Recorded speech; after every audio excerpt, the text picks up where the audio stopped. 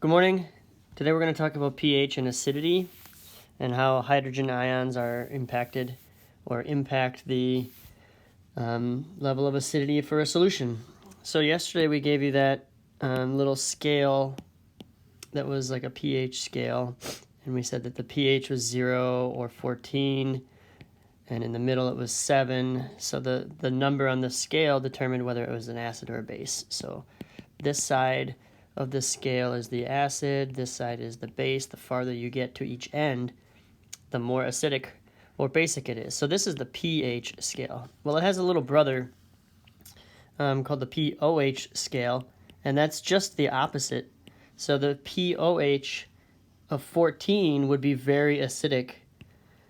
A pOH of 7 would be neutral, and a pOH of 0 would be very basic. So both of these scales have the same range from 0 to 14.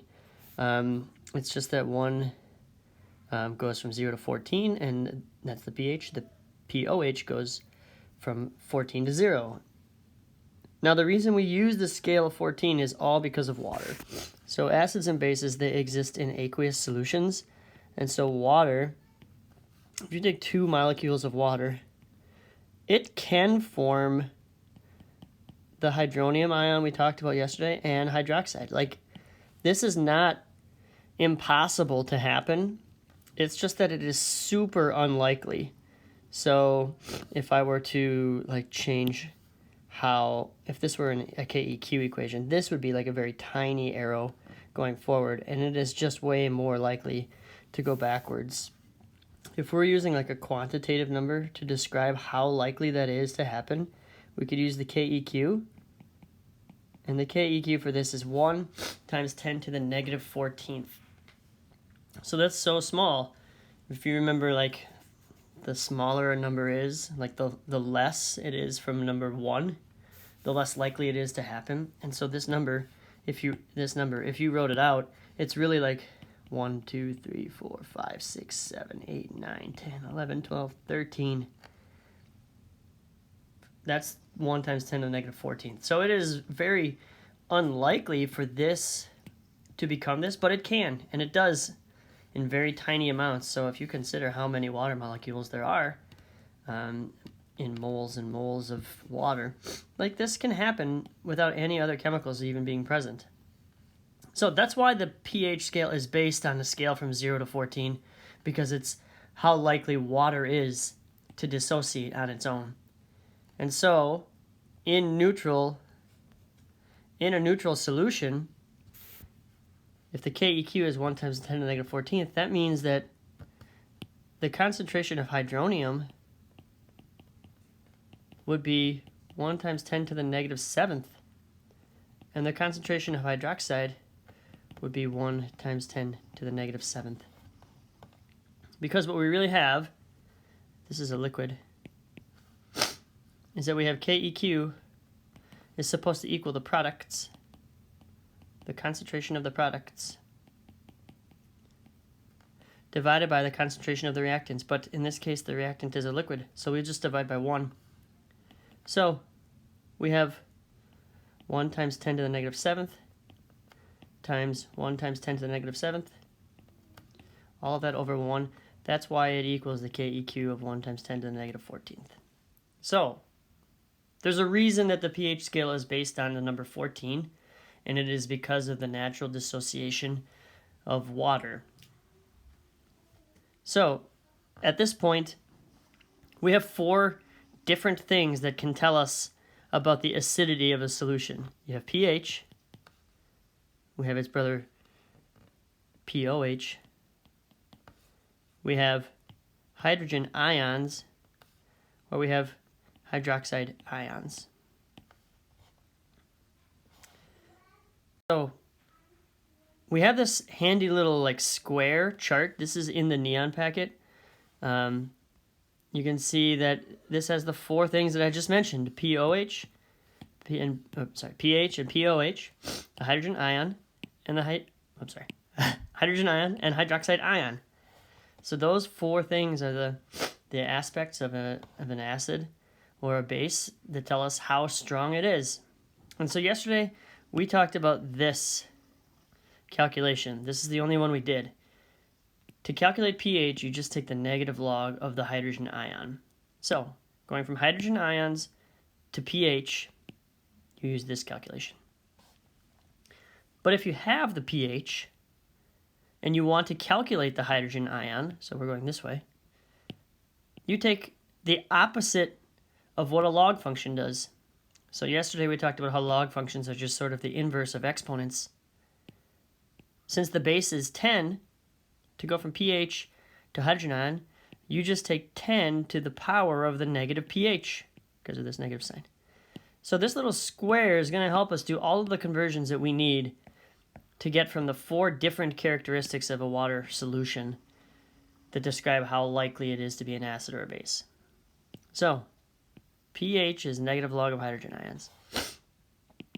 Since the hydrogen ions and hydrogen and hydronium, remember, are basically the same. Since the KEQ is really the hydroxide times the hydrogen, then you end up with 1 times 10 to the negative 14th has to equal the hydrogen times the hydroxide. And so if you're trying to find the hydroxide, it's just 1 times 10 to the negative 14th divided by the hydrogen. And then vice versa for the hydrogen. So this little square, this is part 2, it's super useful. OH to POH is the same as H to pH. It just uses the negative log of the hydroxides to get to POH. If you have POH and you want to get to hydroxides, you take 10 to the negative power of the POH. And then this is probably the easiest conversion. Whatever the POH is, to get to pH, because it's based on 14, it's just 14 minus the pH to get to POH. Or if you're going this way, 14 minus the POH to get to the pH.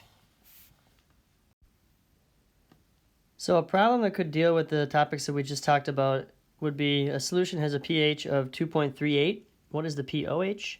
The hydrogen ion concentration and the hydroxide ion concentration. So I just want to do a quick little side note before we go any further.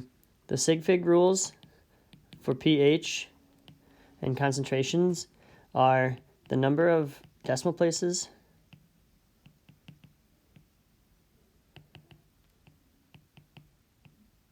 the number of decimal places are the number of sig figs in a concentration. Our number of sig figs in concentration. So this is because of the log function. It's a little bit different of a calculation. So we know that this number has 2 decimal places in the pH. So that means that when you calculate the hydrogen ion concentration, you're going to have 2 significant figures. Now this number is different than the ones we used yesterday also. It's not just a 1 or some multiple of 10. So you have decimals, you're going to have to actually use your calculator for this one. So if we look at that little square that we were using before, the pH was here, the hydrogen ions was here, the hydroxide ions were here, and the POHs were here. Okay, so if I'm asking you to calculate hydrogen ions, hydroxide ions, and POH, each of these has their own calculations, but going back from the equations, this is the easiest one. The POH is the easiest. POH was equal to 14 minus the pH. And so since 14 minus, so that's 14 minus 2.38, that would be 11.62. So the POH is 11.62. So that one is taken care of. So now it doesn't really matter which one you go to. You have POH or you have pH. To get to the hydrogen ions, maybe we can start with that one. So hydrogen ions, from the square before, we know that hydrogen ions are 10 to the negative power of the pH. Okay, and so if you have 10 to the negative 2.38, 2.38, you'd get a number 4.17 times 10 to the negative third. And then concentration is measured in molarity. So pH and pOH do not have units, but concentrations do. So in our example, again, you could do hydroxide ions are equal to 10 to the negative pOH. And so we could do that from our calculation. So 10 to the negative 11.62. And that number is the hydroxide ion concentration, so it's 2.398, not 8, times 10 to the negative 12th molarity. And so just one quick, we'll go back and do sig figs in just a minute. We can verify that this answer looks correct by checking these two things. These two things multiplied together should equal 1 times 10 to the negative 14th. So if you multiply them together on your calculator, you're going to get hopefully something close to 1 times 10 to the negative 14th. And in this case, if you did that, it's 1.000 times 10 to the negative 14th. So we did it correctly. Now we have to go back and look at the significant figures. So this problem, again, it had 2 decimal places. So your answer needs to have 2 digits. So that's 2 significant figures.